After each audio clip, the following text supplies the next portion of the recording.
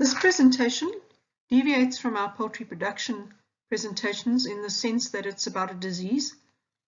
I'm presenting a brief summary of the information about fowl typhoid caused by Salmonella Gallinarum. It's an old disease, mostly eradicated in the First World, but still a big problem in most parts of Africa, Asia, and South America. This presentation sums up the state of play of the information that's available for Salmonella Gallinarum at this point in time. It's important to note that this presentation is aimed at farmers, and therefore some of the information is simplified. It's further important to note that in many countries this disease is controlled by the state, and some of the options for control that are described in here, namely vaccination, may not be available for people.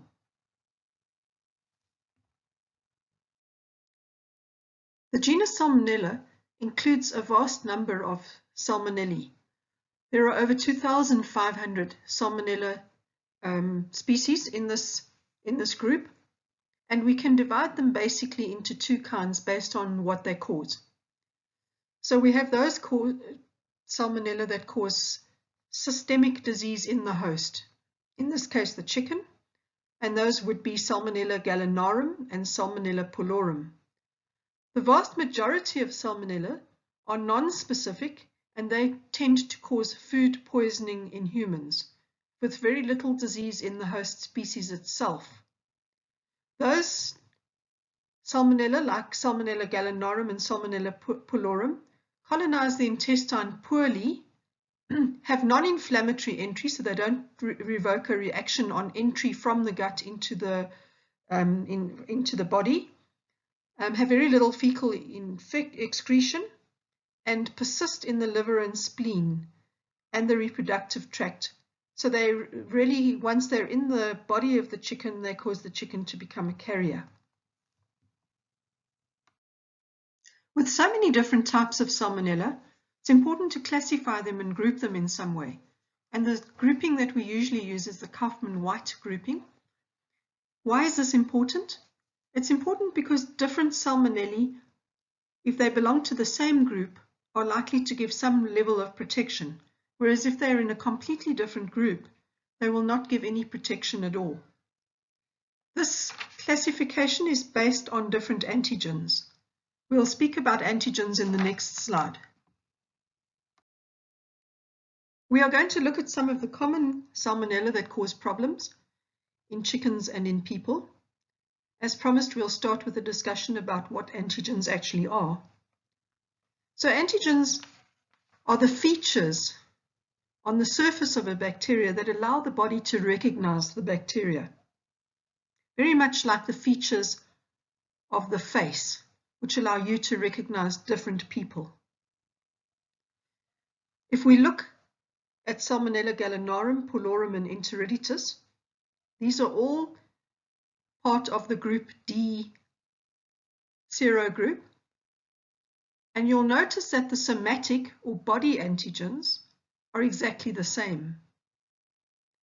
Main difference between Salmonella enteriditis and Gallinarum and pullorum is that Salmonella enteriditis has a little flagella or tail, which allows it to enter the body more effectively.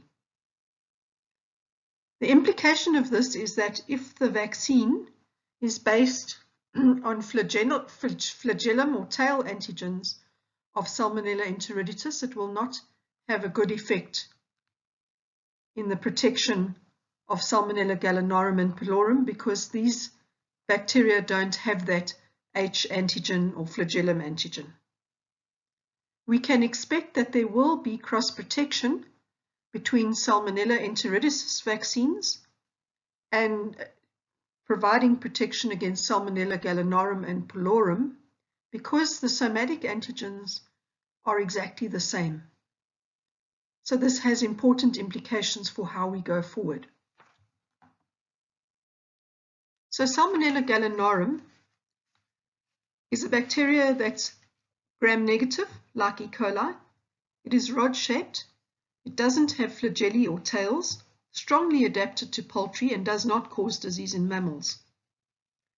It is closely related to another salmonella called Salmonella pullorum, and this causes pullorum disease in young chickens, whereas Salmonella Gallinarum causes a disease called fowl typhoid, which is a septicemic disease mostly of mature laying hens, but it's also possible to find in other types of poultry. It is a devastating disease, very difficult to get rid of in a poultry house, and in some parts of the world the incidence of Salmonella Gallinarum is 56%. Many people think this disease is more difficult and more important to eradicate than Newcastle disease or avian influenza. Chickens are the natural hosts of Salmonella Gallinarum and pullorum, but other birds are also affected, as you can see on the slide before you. They include a wide number of different species, and this is likely to be significant when we talk about the transmission of Salmonella Gallinarum from poultry house to poultry house. It's very important, therefore, that there should be no wild birds in your poultry house, not only for fowl typhoid, but for a number of other diseases that affect poultry as well. These birds can get infected and they can also then shed it because, like poultry, they become inapparent carriers. Birds infected with fowl typhoid get very sick. They exhibit depression, diarrhea, they stop eating, their joints may become swollen, and you may get blindness, although I must say I've not seen that myself. Their combs become chronically pale, and you get decreased egg production. But mostly what you see is that the birds just keep dying. Despite any treatment, they will get better momentarily, and then they will, again, you will find mortalities, 2 or 3 up and down the rows. The problem with this disease is that the birds, if they get better, become carriers. And when they get stressed, these carriers will excrete Salmonella Gallinarum bacteria and infect those birds around them.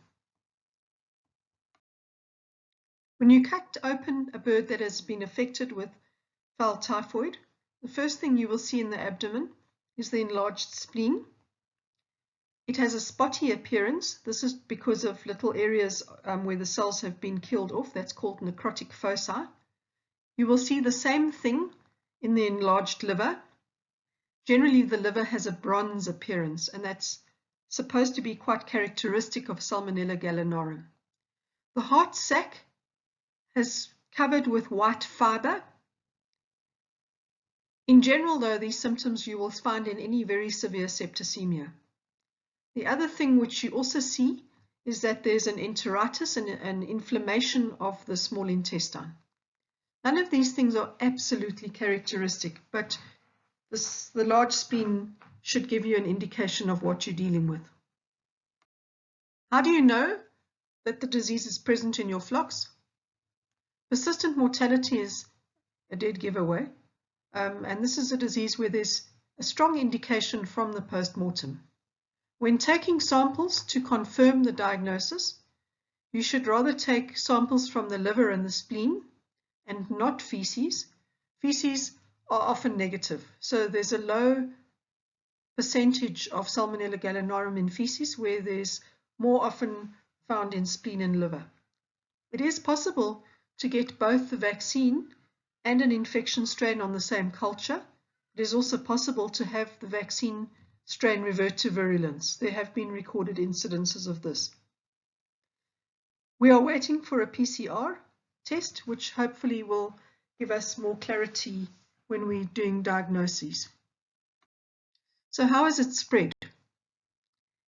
The eggs that are moving from farm to farm, or eggs moving from an affected farm to a pack station that is shared by other farms, may result in the spread of the disease to all the farms in the group. Especially where egg trays are shared, this can be an easy way for the disease to move.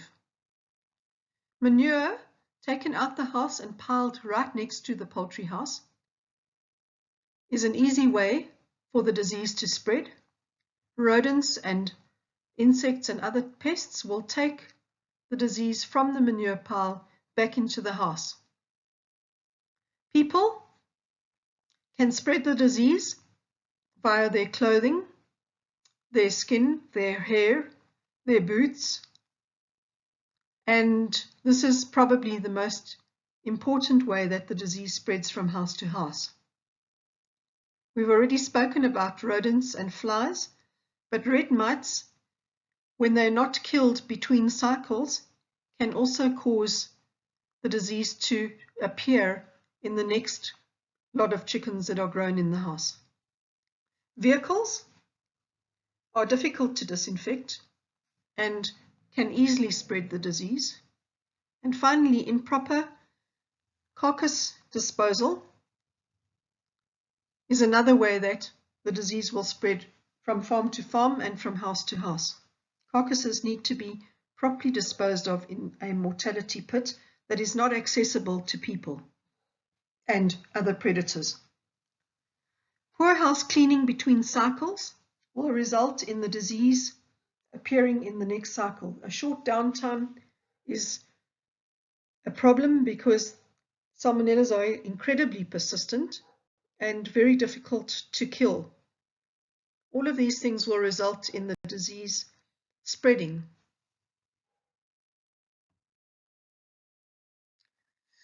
The OIE recognizes these risk factors for Salmonella Gallinarum: an inadequate level of hygiene in the house, salmonella contamination of a previous flock with persistence inside the house. So if your last flock had salmonella, there's a much higher chance that the current flock will eventually get salmonella. Contaminated poultry and feed can spread the disease, so it's not advised to move feed from one poultry house to another, especially where there's a disease present. The farm structure itself, where there are more than 3 houses on the farm, is regarded as a risk for salmonella because the disease will spread from one house to the other, and when you clear one house, the other houses are still infected and provide a source of infection for the cleaned house. A wet, cold season is found to be a risk, as are red mites and litter beetle infestations. These particular insects are quite difficult to get out of the house. They tend to hide in the ceilings, if there are ceilings of the houses, and are resistant to being killed by insecticides. Eradication of the flock is in many cases the only way of getting rid of this disease.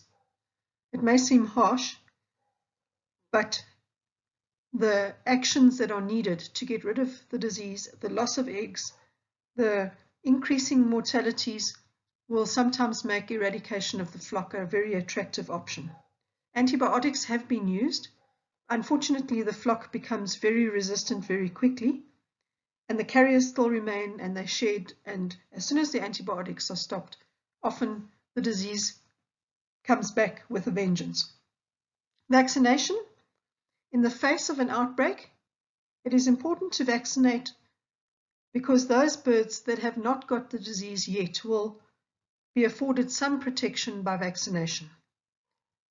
And some people have claimed that they can control this very well simply by applying a vaccination every 10 weeks in lay, or when the birds you start to see increased mortalities.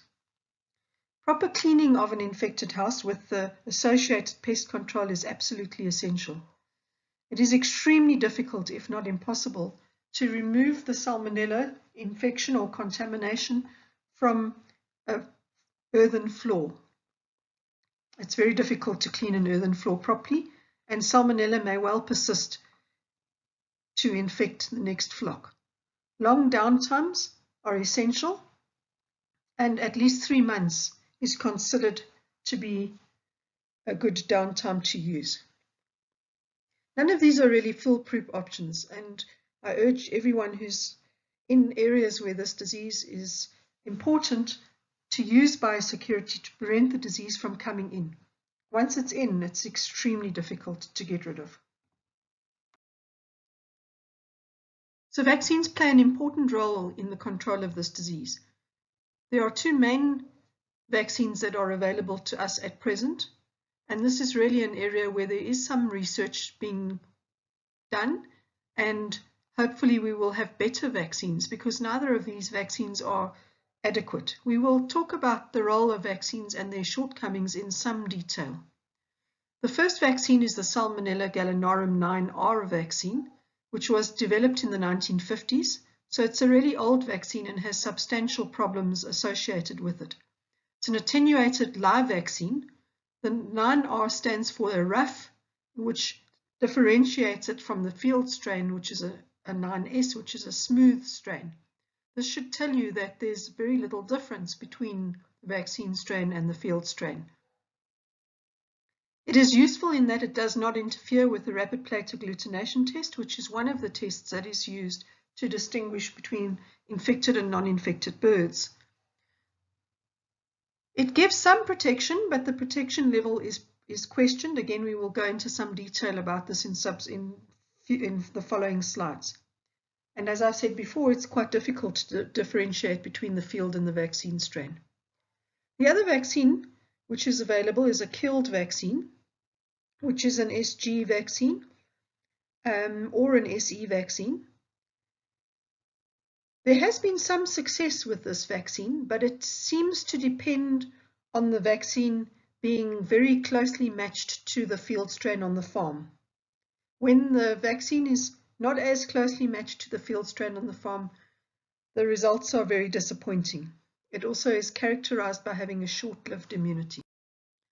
This slide shows the difference between the SG9R vaccine and an oil emulsion killed vaccine. So look at the mortality. In the control, mortality following a challenge was 93%.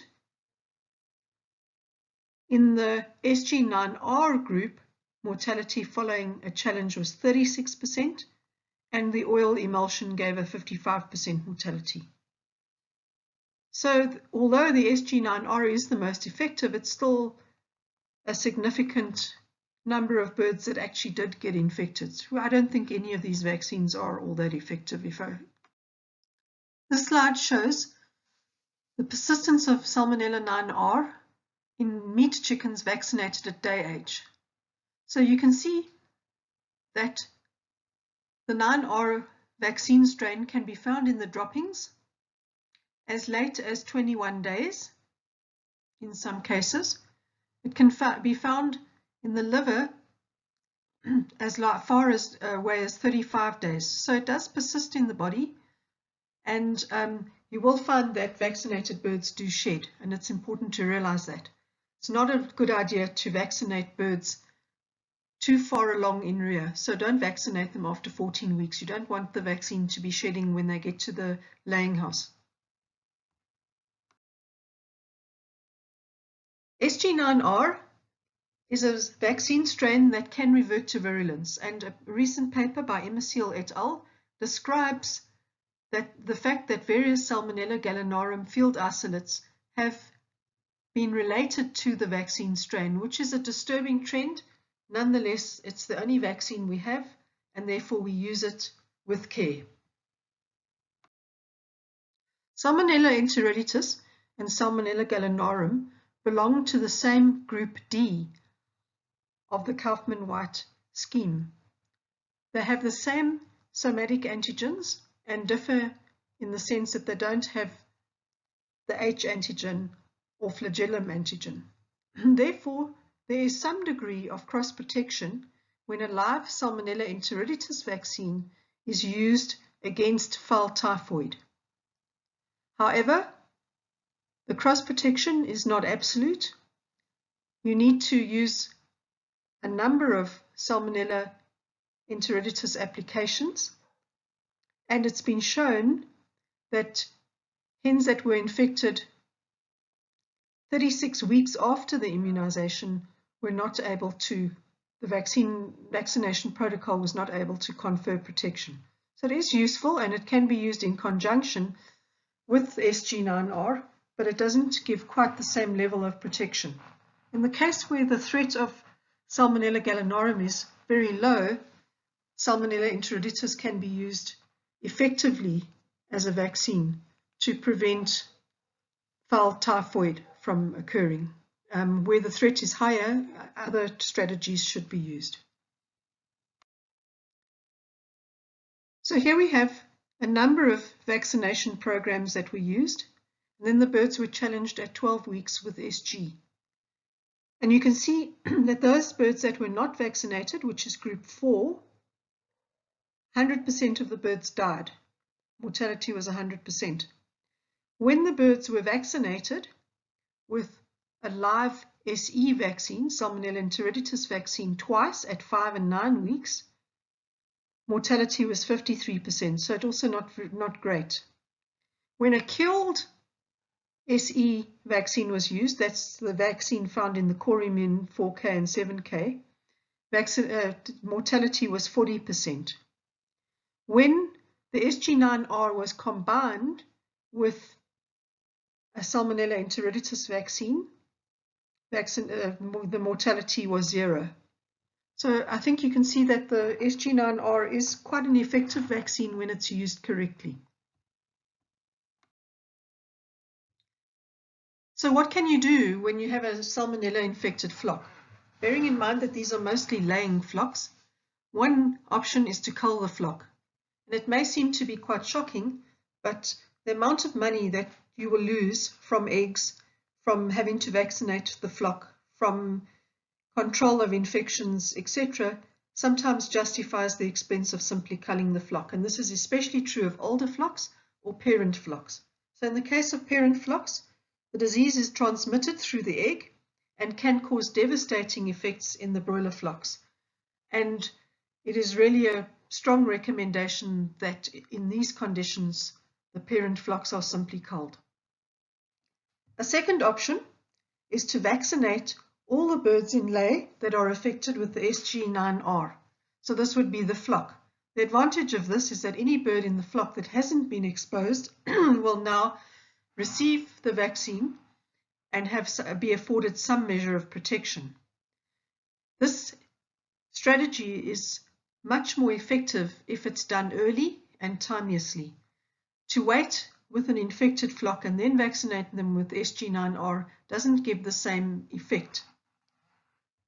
When you are vaccinating birds in lay, it's important to realize that these birds are going to experience drops in production that are associated with handling. Every single bird in the laying house needs to be picked up and injected. That is a significant stress, and you will have an increase in mortality simply from the handling. It's important, therefore, that the crew that is doing the vaccination should be skilled and should handle the birds gently. It's also better to vaccinate after peak production and then repeat the procedure at 40 weeks. You must keep on for at least 18 months with vaccination. So it's a procedure that's not for the faint-hearted. The autogenous vaccine has also been used in the same way. In our experience, the autogenous vaccine does not give good results. However, it has been used, and as I've said before, as long as it's well matched to the field strain, there's likely to be some effect. This discussion should have informed you that it's really not a good idea to get SG in your flocks. Biosecurity needs to be tightened on your farms. Houses should be bird-proofed. People should be aware of the procedures that they must follow to prevent birds from getting infected with diseases, and there are a number of good presentations on this topic, so I suggest that you use them. Vaccination does play a role, but the vaccines are not flawless. There should be different strategies for high risk, medium and low risk situations, and possibly the use of Salmonella enteritis for cross protection in low risk situations. It is important when using the SG9R vaccine always to vaccinate the whole flock as quickly as possible and not to mix vaccinated and unvaccinated birds. Do not use the oral route for this vaccine, rather use the injectable route as it is designed for.